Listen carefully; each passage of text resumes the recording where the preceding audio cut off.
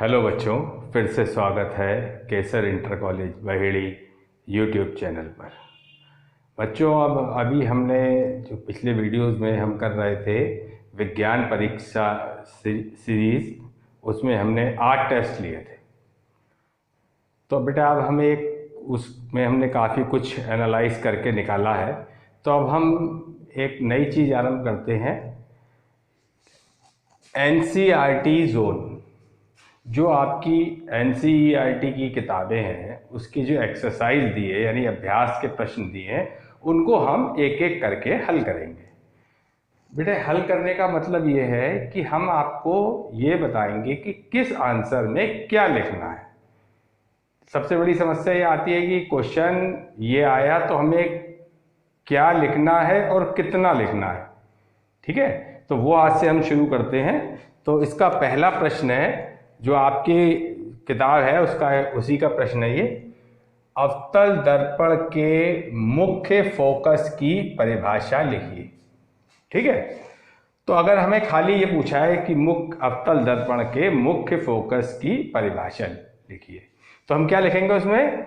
मुख्य अक्ष के समानांतर आपतित किरणें अवतल दर्पण के द्वारा परावर्तन के पश्चात जिस बिंदु से होकर गुजरती है उस बिंदु को अवतल दर्पण का मुख्य फोकस कहते हैं। अब ये तो तुम लिख सकते हो, और अगर अच्छे नंबर पाने हैं तो तुम्हें एक चित्र बनाना पड़ेगा। चित्र बनाने के ये अवतल दर्पण हो गया, तो ये एग्जामिनर को ये पता लगेगा कि तुम्हें मालूम है कि अवतल दर्पण कैसा होता है। इस तरफ पॉलिश है, थोड़ा दबा हुआ है, ये इसका क्या हो गया? मुख्य अक्ष। और ये समानांतर किरण पुंज हो गई, ये अपवर्तन के पश्चात इस बिंदु पर मिल रही है, तो ये मुख्य फोकस हो गया। देखो बेटा, जितना आप एग्जामिनर को सुविधा देंगे कि वो आपके बारे में ज़्यादा से ज़्यादा जान पाए, उतने आपको अच्छे नंबर मिलेंगे।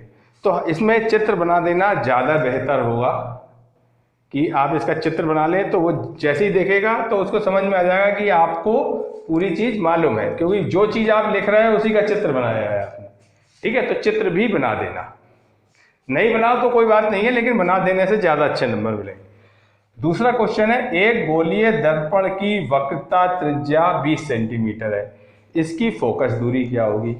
तो हमें मालूम है कि फोकस F = क्या होता है? R/2।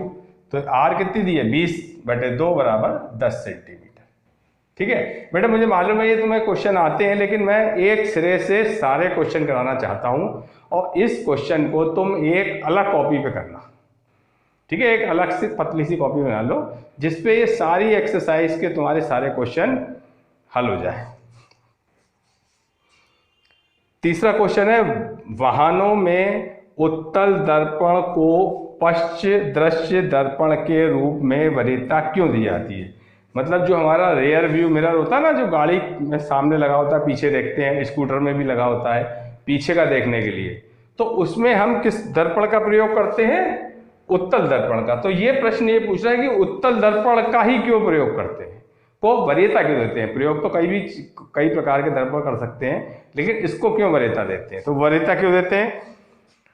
क्योंकि उत्तल दर्पण सदैव सीधा प्रतिबिंब बनाते हैं। एक तो ये बात होती है कि उत्तल दर्पण जो है उसमें हमेशा कैसा प्रतिबिंब बनता है? सीधा।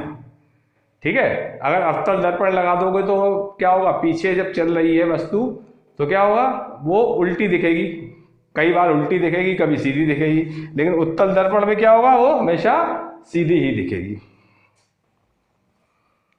और छोटा होने पर भी बाहर की ओर वक्रित होने के कारण इसका दृष्टि क्षेत्र अधिक होता है। दूसरा क्या होता है? ये उभरा हुआ होता है ना, उत्तल दर्पण उभरा हुआ होता है, तो ये क्या होता है? ज्यादा जगह, वक्रित का मतलब उभरा हुआ, तो इसका दृष्टि क्षेत्र यानी इसका जो विस्तार जो होता है वो ज्यादा होता है, ये ज्यादा जगह की चीजों को देख सकता है, इसलिए इसको हम जो है रेयर व्यू मिरर या पश्च दृश्य दर्पण के रूप में प्रयोग करते हैं। चौथा प्रश्न है, उस दर्पण का नाम बताइए जो बिंब का सीधा तथा आवर्धित प्रतिबिंब बना सके। बेटा, बिंब जहां लिखा होता है, इस बिंब का मतलब वस्तु, आवर्धित का मतलब बड़ा। ठीक है, यानी कि वस्तु का सीधा तथा बड़ा प्रतिबिंब बना सके। ऐसा कौन सा दर्पण होता है? अवतल दर्पण।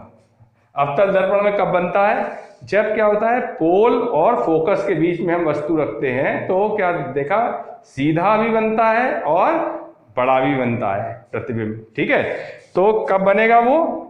ध्रुव तथा मुख्य फोकस के बीच में रखते हैं तो सीधा तथा आवर्धित प्रतिबिंब बनता है। अब यहाँ पे भी अगर तुम और अच्छा करना चाहो तो क्या करोगे? वही वाला चित्र जो तुम्हें बताया है, वो पहले बता चुका हूं, वो चित्र यहां बना देना। ठीक है, उतार लो बेटा इसे। अब हम रोज यही करेंगे कि हर हफ्ते में एक बार टेस्ट लिया करेंगे, संडे को। ठीक है, बाकी दिन ये क्वेश्चन करेंगे।